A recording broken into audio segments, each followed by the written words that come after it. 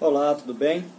Bom, a gente fez alguns vídeos aí sobre direito canônico, mas faltou alguma coisa, ficou um pouquinho no ar alguns assuntos. E como algumas pessoas perguntaram e pediram para poder falar de novo e mais aprofundadamente sobre a questão do direito canônico, a necessidade de ele existir e o porquê de ele existir e tudo mais, então nós vamos fazer alguns vídeos sobre isso, sobre este ponto específico. Um só não vai dar, mas vamos fazer alguns vídeos. Um só não vai dar porque a gente pretendo fazer vídeos conforme foi falado lá no começo, né? Vídeos pequenos, vídeos menores, vídeos que sempre entre 10 e 20 minutos, nunca passando disso, porque senão fica cansativo. Bom, a ideia é conversar do porquê que o direito canônico é uma fonte digna de ser seguida, obedecida, né? Por que é uma fonte divina que nós devemos estudar, nós devemos obedecer. Bom, uma série de coisas precisam ser pensadas nesse ponto aí. Uma delas é que o seguinte, começando lá desde o iniciozinho, a ideia é que o seguinte, quando se diz lá no credo, lá no símbolo, creio em Deus, você diz creio em Deus. Lá mais para o finalzinho você diz creio na igreja, na Santa Igreja Católica.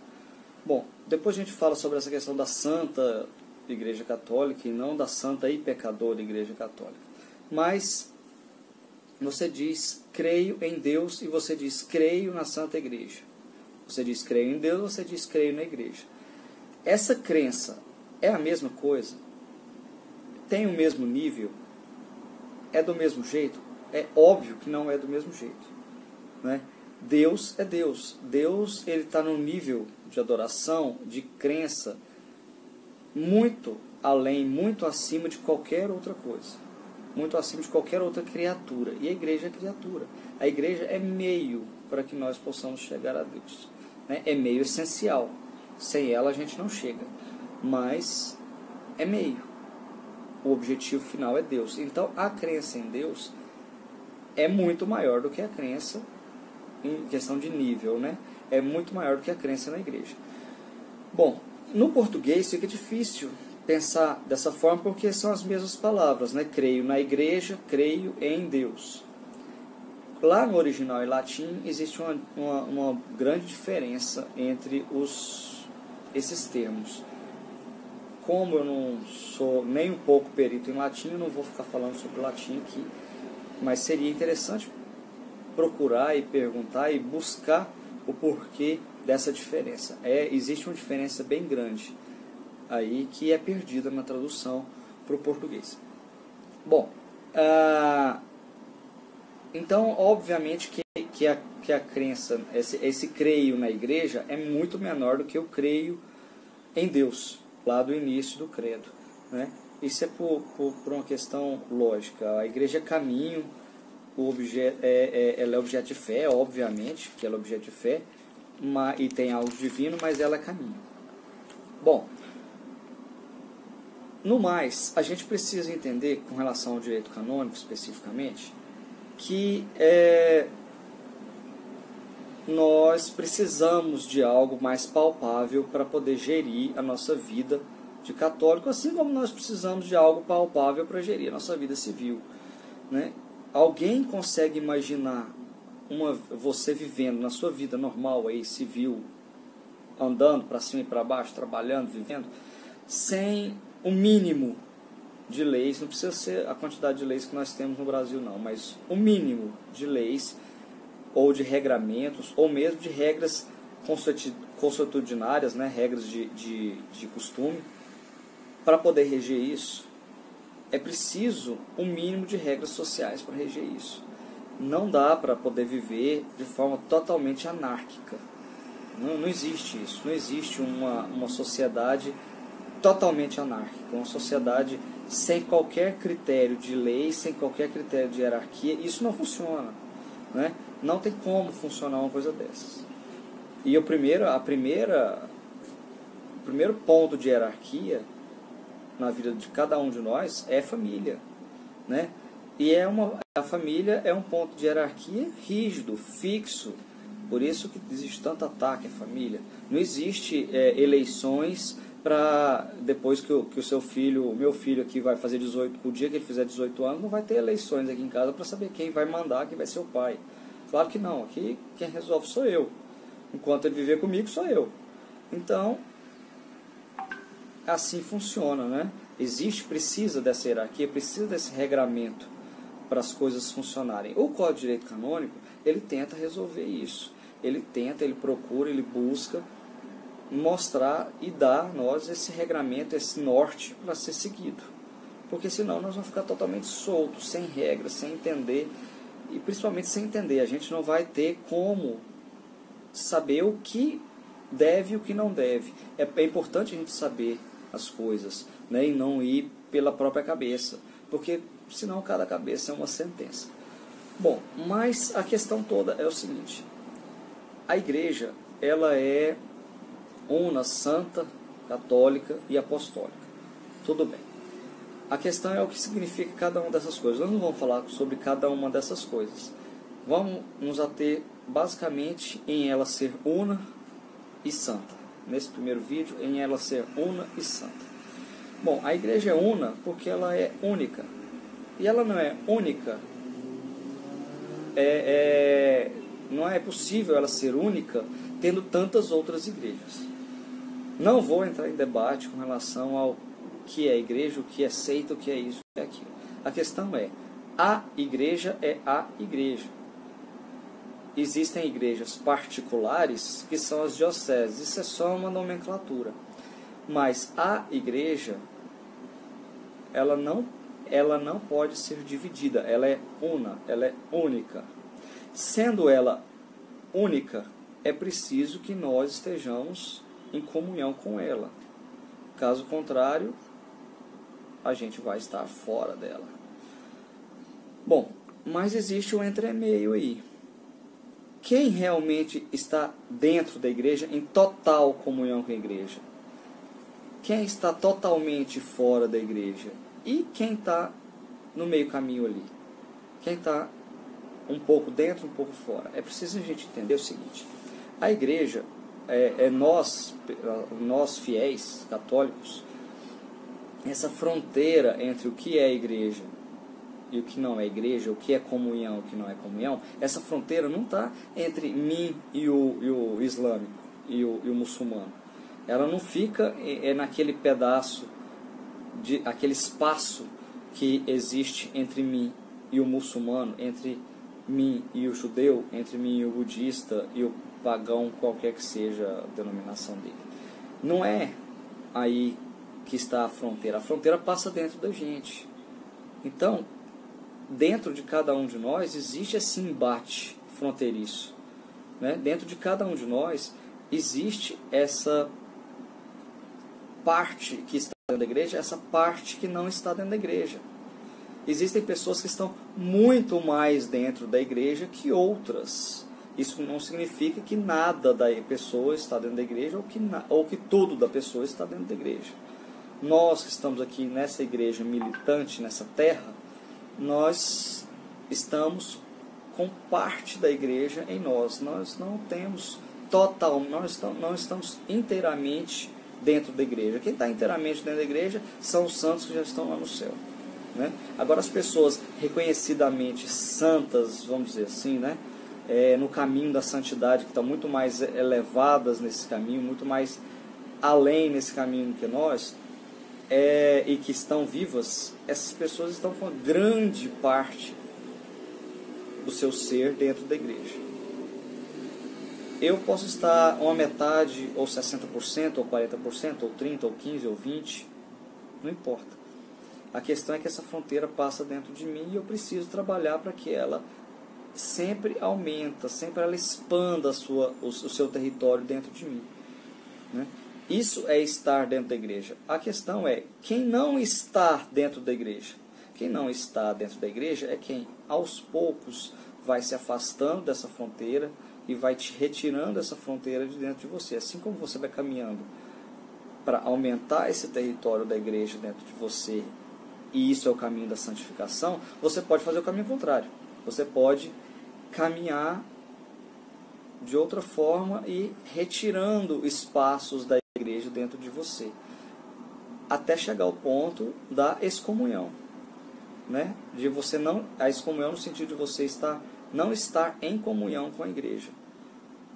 Ou seja, quem leva à excomunhão não é a igreja simplesmente decreta uma questão fática. Ou seja, você se excomungou, você caminhou no caminho contrário, você não caminhou para dentro da igreja, você caminhou no caminho contrário, você caminhou para fora da igreja, e aos poucos você foi saindo até estar totalmente fora. Quando você está totalmente fora, você chegou a essa excomunhão. Bom, então, todos nós temos essa batalha interna, né? Então é por isso que existe o sacramento da confissão, para que nós possamos chegar lá e cada vez adentrarmos mais nesse território da igreja e ficarmos lá, né? Não é possível a gente ficar indo e voltando. É possível, mas não é devido, né? A gente deve ir e cada vez ir mais para poder chegar num caminho de santificação cada vez maior. Bom, isso tudo leva a entender que a igreja é una, certo? A igreja é una porque ela é única e é ela que nós precisamos buscar. Apesar que os seus filhos, nós que somos os filhos, nós somos filhos e membros dessa igreja, apesar de nós não estarmos em plena comunhão e nós acabarmos cometendo pecados e mais pecados, o pecado é nosso, o pecado não é da igreja, a igreja é santa, ela não comete pecados. Quando eu cometo pecados, não é a minha parte eclesiológica que está cometendo pecado, não é a minha parte que está inserida na igreja que comete pecados, é a minha parte que não está inserida na igreja que comete pecados. Isso é muito claro, isso é muito fácil de entender, né? Isso independente de qualquer pessoa, não é porque eu sou um leigo ou porque fulano de tal é um padre, ou um bispo, ou um papa. Existiram papas terríveis por aí, né, na história da igreja. Mas, cada vez que ele cometia um ato absurdo como ele cometia, aquele papa ou aquele bispo, ele responde por ele. Não é a igreja que está cometendo o ato falho. Quem está cometendo o ato falho, quem está cometendo o pecado, é aquela pessoa, é aquele filho da igreja. A igreja é responsável pelo ato falho dele? Não é responsável pelo ato falho dele. O ato falho dele é responsável ele mesmo, não é? É claro que a igreja acaba assumindo uma coisa ou outra, mas não porque ela deve assumir, mas para poder aplacar os ânimos, diminuir as tensões. Isso aconteceu por algumas vezes e é difícil às vezes a gente entender isso, e quem está fora da igreja, menos. Aí é que não entende mesmo, né? Então, mas existe essas diferenças. É claro que um filho da igreja, seja ele um bispo, seja ele um leigo, seja ele um papa, um padre, o que for, ele responde por ele mesmo dentro dos seus pecados. E não a igreja, porque a igreja ela é santa. Bom, só puxando um pouquinho antes de a gente terminar, a necessidade do direito canônico é justamente para regular isso tudo, né? Até onde nós estamos dentro da igreja, até onde nós podemos ir sem sair da igreja, quando é necessário declarar que você saiu da igreja, porque muitas pessoas saíram da igreja, a grande maioria, e não há um decreto, não há uma declaração formal de que essas pessoas saíram da igreja, o que é desnecessário. Mas, no momento em que a igreja entende que aquele ato específico, ou aquela pessoa específica precisa de uma declaração de que ela saiu da igreja, aí ela declara. Esse é o ato de excomunhão expresso, não é? Então, a ideia do direito canônico é justamente regular isso tudo, né? Porque as coisas elas não podem ficar soltas no ar. A gente precisa ter um norte, nós precisamos ter parâmetros, e é esse norte que é o direito canônico, assim como tantos outros documentos. Claro, cada um dentro da sua especificidade, alguns dentro da espiritualidade, outros dentro da doutrina social e outros numa situação mais jurídica, como é o direito canônico, certo?